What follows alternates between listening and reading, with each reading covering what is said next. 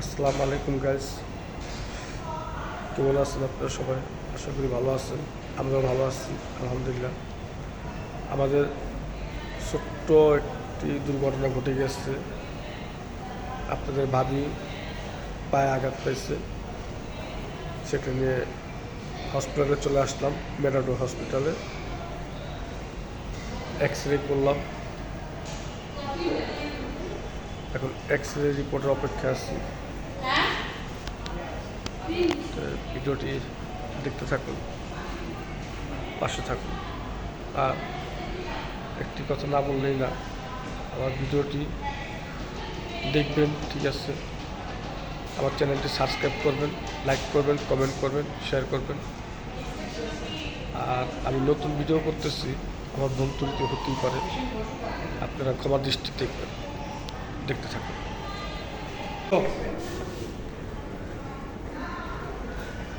আচ্ছা, আম্মুকে নিয়ে এখন নিচে যাবো।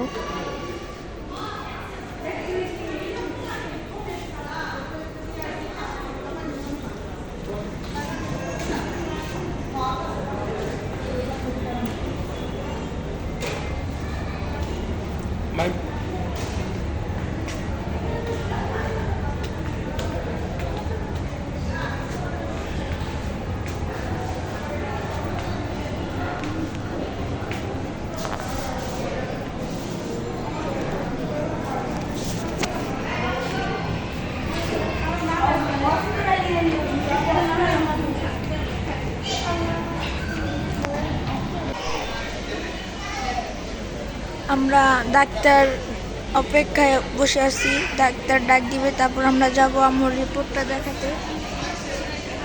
আম্মুর এক্সরে নিয়ে বসে আছি আমরা। ওই যে ওখান থেকে বলবে, আমরা ওই যে ওখানে চলে যাব।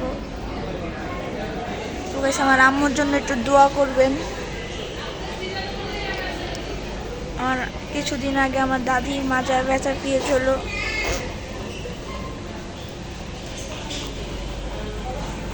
কিছুদিন আগে আমার দাদির মাজায় ব্যথা পেয়েছিল, দাদিকে নিয়ে দৌড়াদৌড়ি করতে হলো, আবার আম্মু ব্যথা পেয়ে গেল। সবাই আমাদের জন্য দোয়া করবেন।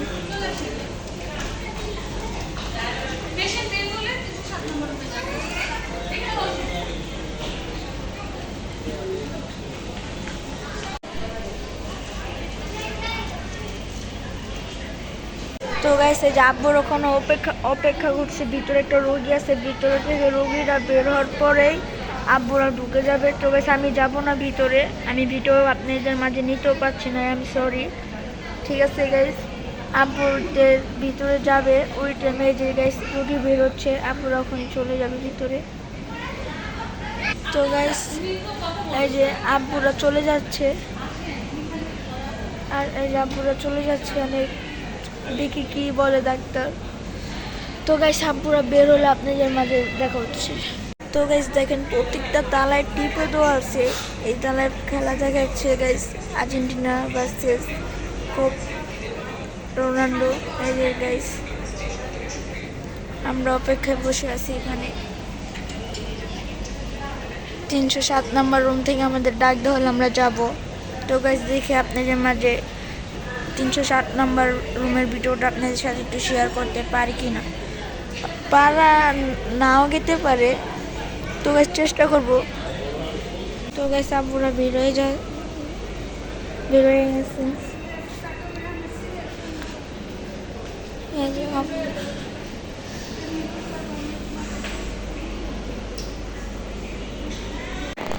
ডাক্তার দেখালাম, তো ডাক্তার প্লাস্টার দেয় নেই, একটা বেল্ট দিয়ে দিচ্ছে।